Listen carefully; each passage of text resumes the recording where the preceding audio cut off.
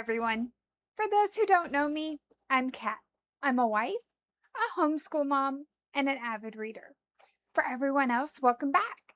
It is time to turn my attention to July's reads. Now, I have been a little bit ambitious with July's list because of how much I've been reading. In May and again in June, I exceeded my TBR and read so many more books than I expected. So I have made a big list of books that I do want to get to in the month of July.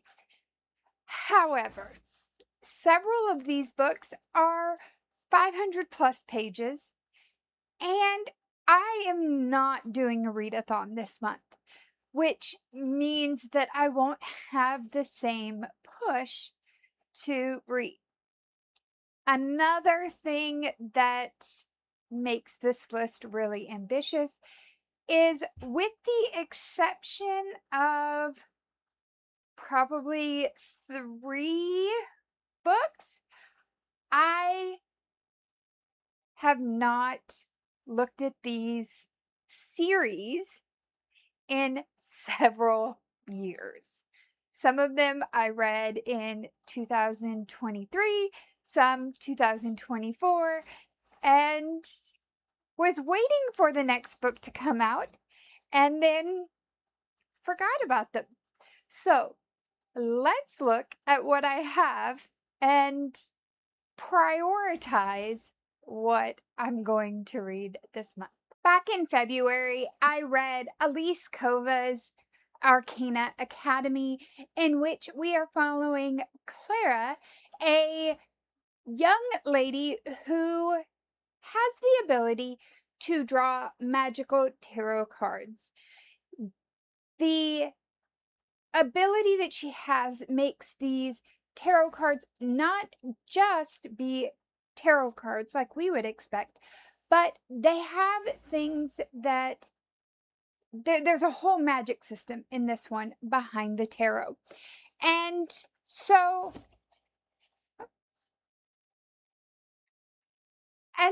in this, we have her going to Arcana Academy because the only way that you can legally ink these tarot cards for magic is to go through the academy and then end up in one of the houses. If you are not part of one of the houses and you're caught inking tarot cards, you can end up in jail or in the slave camps or even killed. So when she goes to the Arcana Academy, she meets Kalis, who turns out he is the heir to one of the houses, and he runs the Arcana Academy. At the end of this book, we were left on a cliffhanger, and immediately in February, I wanted to pick up the next book, which is Prince of Swords. And I had to wait. And I still have to wait a little bit longer because this one will actually be released on July 21st. So, in this one, with it being a sequel, I'm not going to go into what happened in Arcana Academy because I don't want to spoil that for anyone who hasn't read it yet. But I am excited to read Prince of Swords during July. Up next is a book that the first one came out in 2023, and I read it way back then, and now the second book has come out. This is The Adventures of Amina al-Sarafi by Shannon Chakabori. This story was amazing. I really enjoyed it when I read it the first time. We have Amina, who used to be a pirate and has now retired, until the mother of one of her crewmates has come to her and told her that she needs to go and rescue her old crewmate. And so Amina goes off to find her crewmate, and adventures ensue. This one, I'm thinking I'm going to have to reread it or find a recap, since it has been 3 years before I start into Tapestry of Fate, which continues this story. I am so excited to give this one another shot. Up next is another series that I read the first book way back when. I believe this one was also 2023? Nope, 2024. I read The Last Lost Girl by Casey L. Bond. In this one, we have Ava, who is struggling to help raise her younger sister, but her sister has these delusions about Neverland, and Ava's struggling to handle that until she finds out that Neverland is in fact real.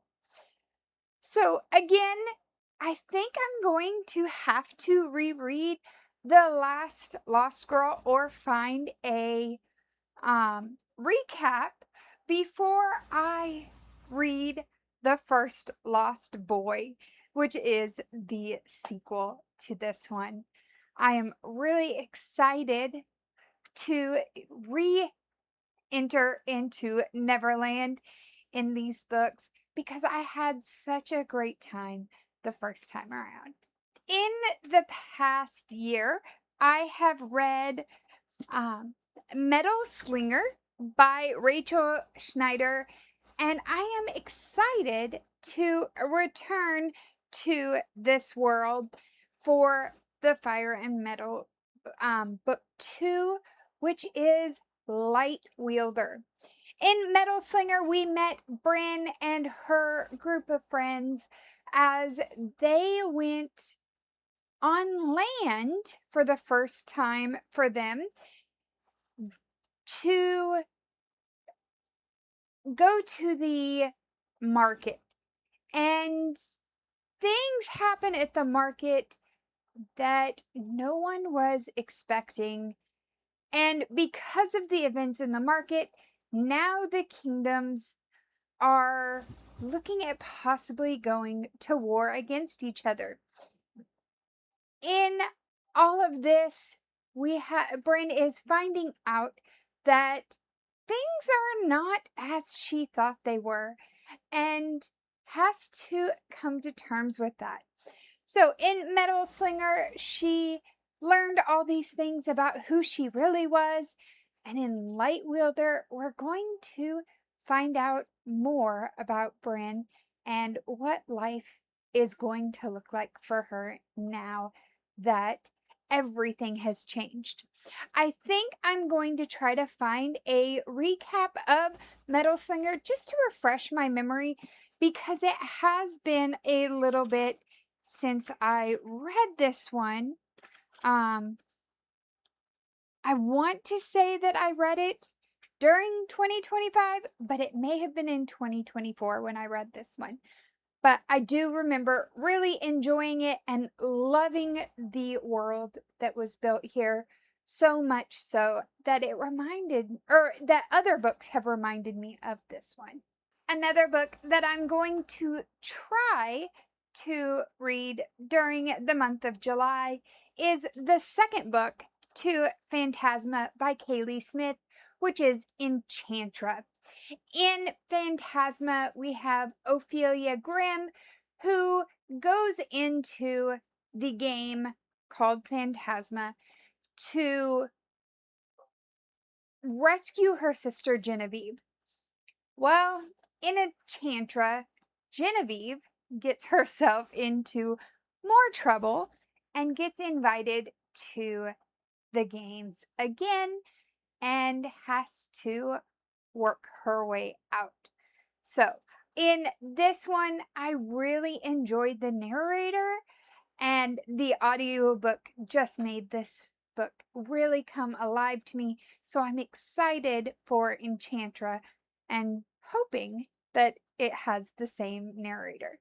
At the beginning of June, I entered into the world of Shield of Sparrows by Devney Perry and had an amazing time. So amazing that I regretted not getting the special edition second book, Rights of the Starling. Yes, Rights of the Starling. And it's going to be okay that I won't have matching covers, but really, really enjoyed this book, in which we are following Odessa. Yes, we are following Odessa, who was she was not the chosen daughter to take over the role of the Sparrow, but the prince she was to marry managed to work around that and picked her to be the Sparrow instead of her younger sister, which her father wanted. And so she ends up having to marry the prince of another kingdom, and in the process of this, finds out that things are not the way that she thought they were. Similar to Metal Slinger, Odessa goes on this journey to find out who she really is and what she wants instead of what her father wants of her. This one had lots and lots of twists, and I am expecting the same from Rights of the Starling. Now, all of those, I only have the first book of the series and now going to read the second book on Kindle Unlimited, but I do have the next book in 3 series that I am continuing. One of them is Matt Haig's The Midnight Library, or The Midnight Train, which is the sequel to The Midnight Library.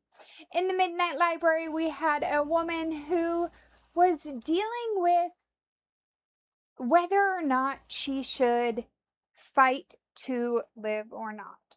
And she got to enter into the Midnight Library that allowed her to see different versions of her life had she made different choices throughout her life, and what those choices would have, what the results of those choices would have been. And it leads her to decide if she is going to fight to stay alive or if she's just going to give up and let her body die. Well, the Midnight Train, I'm suspecting, is going to have a similar setup. So since I have the actual book, I'm going to read what the flap says. For Wilbur, it was his time with Maggie, the love of his life, their honeymoon in Venice, before he threw it all away. Years later, on the brink of his own death, a train arrives. It can take Wilbur back in time to relive his most important moments. Soon he realizes just how much he would have changed. But is it already too late? So I'm excited to read about Wilbur's journey. I don't think I'm going to have to go back and read over the Midnight Library because while these both have similar themes, I don't think that they are connected in the same way that my other books were. This feels more like it's going to be a companion novel. So it should be that if you are interested in The Midnight Train, you can pick it up before you read The Midnight Library. Similar to Phantasma, I have continued another series because I loved the audiobook. And this one is the Into Darkness series. And the one I'm looking forward to reading in July is Game On by Nevessa Allen. This is the third book in this trilogy. Barnes and Noble gave a sprayed edges cover on, or sprayed edges for this book. And I'm excited to read this one. This one we are following Tyler Newman and Stella McCormick. And it's another enemies to lovers, just like the other two. And if I'm not mistaken, these characters are mentioned in the other books. I really enjoyed both Lights Out and Caught Up. I did not like Caught Up as much as Lights Out because Fred was my favorite character. He was mentioned in Caught Up, and I'm hoping that we get mentions of Fred again in Game On. But even if not, Nevessa Allen's writing is well worth reading. All right, and the last set of books that I am looking at reading during the month of July is going to be When the Moon Hatched and The Ballad of Fallen Dragons by Sarah A. Parker. This is The Ballad of Fallen Dragons is book 2 of the Moonfall series, where When the Moon Hatched is book 1. I remember reading When the Moon Hatched, although that was in July of 2024. It's been a couple years. And so that means that I need to refresh myself by either finding a recap or rereading When the Moon Hatched. Here's what When the Moon Hatched is about. The creators did not expect their beloved dragons to sail skyward upon their end, to curl into balls just beyond the gravity's grip, littering the sky with tombstones, with moons. They certainly did not expect them to fall. As a valued eldling blade of the rebellion group Fior du Oth, Rave's job is to kill, to complete orders, and never get caught. When a renowned bounty hunter is employed by the crown to capture a member of the Oth, Rave's world is turned upside down. Blood spills, hearts break, and Rave finds herself at the mercy of the Guild of Nobles, a group of dual-beaded elementals who intend to turn her into a political statement. Only death will set her free. Crushed beneath a mourning weight, Con Vager took the head of a king and donned his melted crown. Now, on a tireless quest to assuage the never-ending ache in his chest, his hunt for Moonshard leads him to the belly of Gore's notorious prison, where he stumbles upon something that rips apart his perception of reality. A shackled miracle with eyes full of rage and blood on her hands. The echo of the past sings louder than the creators themselves, and even Rave can't ignore the truths blaring at her from a warmer, happier time. However, there's more to this song than meets the eye, and some truths, they're too poisonous to swallow. So, again, I am looking forward to re-entering into the world of Moonfall, and I just have to show off this gorgeous, gorgeous copy. With When the Moon Hatched, the book just had sprayed edges. Now, The Ballad of Falling Dragons has stenciled edges, and they are gorgeous. Not only are there stenciled edges in this part, I don't think anyone has shown that I've seen anyway, but the end papers have some gorgeous, gorgeous art in them. So I am excited to re-enter this world that Sarah A. Parker has created and to share with you my thoughts on both.